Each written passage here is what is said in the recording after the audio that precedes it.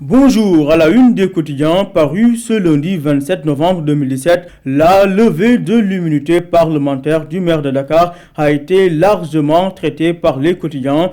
Le journal Le Quotidien de titrer Sale nuit pour Khalifa. L'opposition de son côté annonce un recours devant les 7 sages. Vox Populi annonce dans sa une que Benno déshabille Khalifa. En effet, la majorité a levé l'immunité du maire de Dakar. 125 députés ont voté pour et 53 députés ont voté contre. À noter qu'il y avait également 17 absents, renseigne Vox Pop. Libération enchaîne en titrant par ici l'échafaud, comme pour dire que Khalifa est tombé dans l'abîme. Selon Libération, la majorité a dicté sa loi à l'opposition. S'en est suivi une passe d'armes entre Moustapha Niasse et Déthié Fall. De son côté, le ministre de la Justice Ismaïla Madior Fall déclare Khalifa bénéficie d'une immunité parlementaire, mais les détails, page 7 de Libération. Le journal Les Échos, dans sa une, retrace le film de l'exécution nocturne de Khalifa.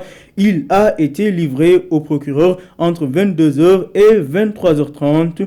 Les députés de l'opposition, quant à eux, brûlent le rapport de la commission ad hoc et fusillent Niasse et compagnie. Restons dans l'hémicycle pour parler cette fois-ci de la dénonciation faite par le député Ousmane Sonko. Selon lui, les députés ne paient que 1500 francs CFA d'impôts par mois, ce qui est une injustice, déclare Sonko dans les colonnes de l'enquête.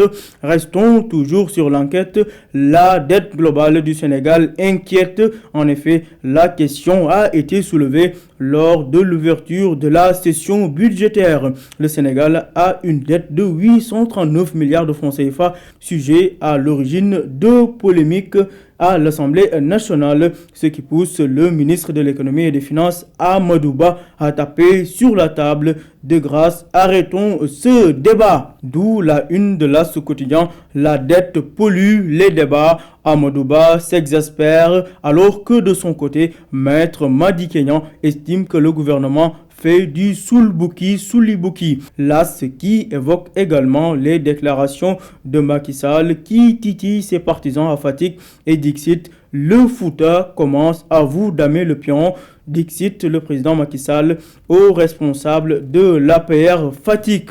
L'Observateur, dans un tout autre registre, revient sur les vérités du khalife général des Tidjanes, Serigne Baye. Un khalife si véridique, selon le guide religieux, les hommes politiques sont les plus corrupteurs, avant d'ajouter quand on donne une enveloppe à un marabout, c'est qu'il vous caresse dans le sens du poil. Toujours selon Serigne Baye Mansour, les marabouts doivent être les premiers à s'interroger sur l'origine de l'argent qu'on leur remet. Les détails à lire pages 10 et 11 de l'Obs.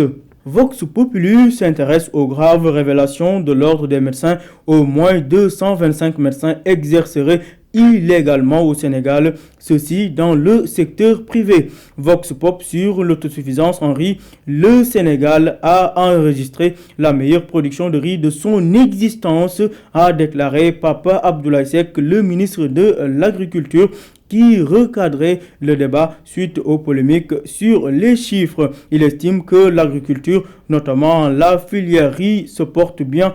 À lire dans Vox Pop. Affaire Gadio, jour décisif pour Cheikh Tidiane Gadio. En effet, le juge américain va statuer sur son cas aujourd'hui, renseigne les Échos. Terminons avec du sport. Ballon d'or sénégalais 2017. Sadio Mané en lice pour un quadruplé historique après avoir gagné le Ballon d'or sénégalais en 2014, 2015 et 2016. Sadio Mané est le favori pour cette année 2017.